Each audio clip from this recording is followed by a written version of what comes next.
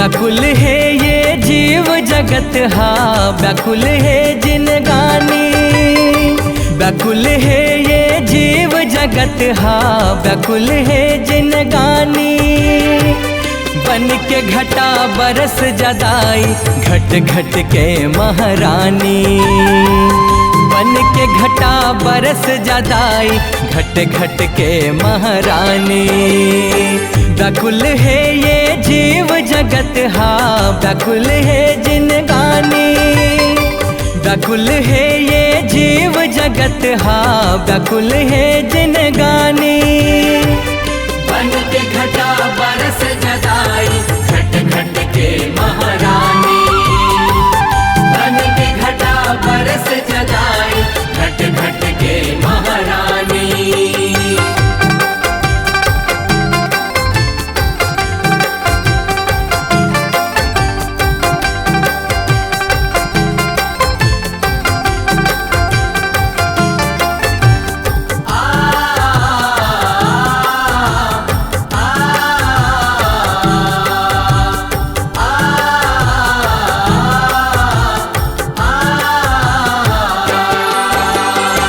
जग खोजे तोला नाना रूप माँ फिर कोई भेद नहीं पावे, तोर ममता कब कैसे छलके समय हायला बतावे।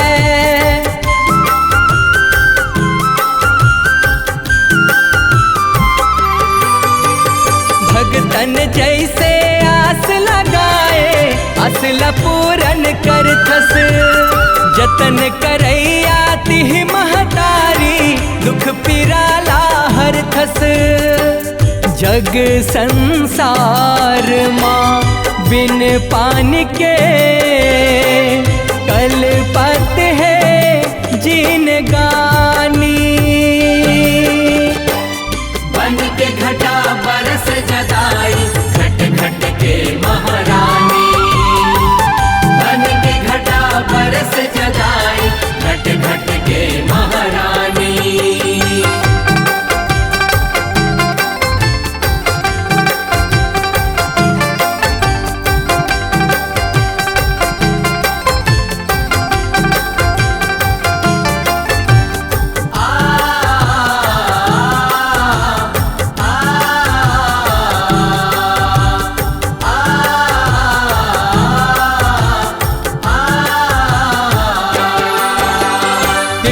धराओ जरत है भंवरा हवा तापल झुल से, दिखत नहीं है फुदकत चिरगुन मन हा कैसे हुल से।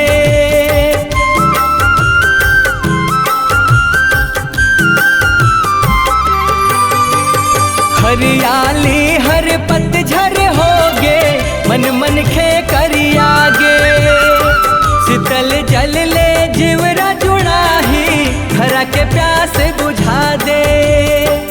छट के धरती ताले सुखागे मछरी मरे बिन पानी।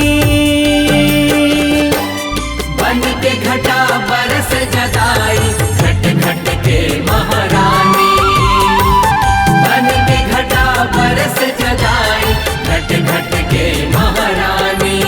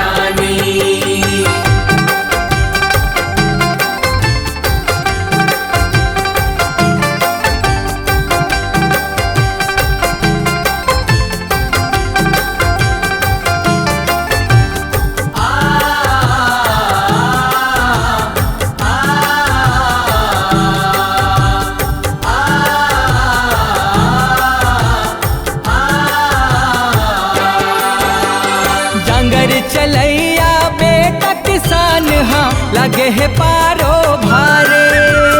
जगत पोसैया तिहि महतारी, खेती है तोर सहारे।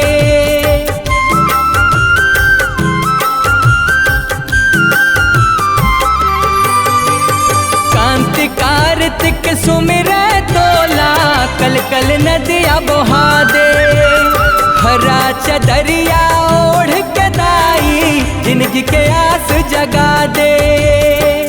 बिजुरी चमके धरा दम के, भीजे जम्मो छानी। बन के घटा बरस जगाई, घट घट के महारानी।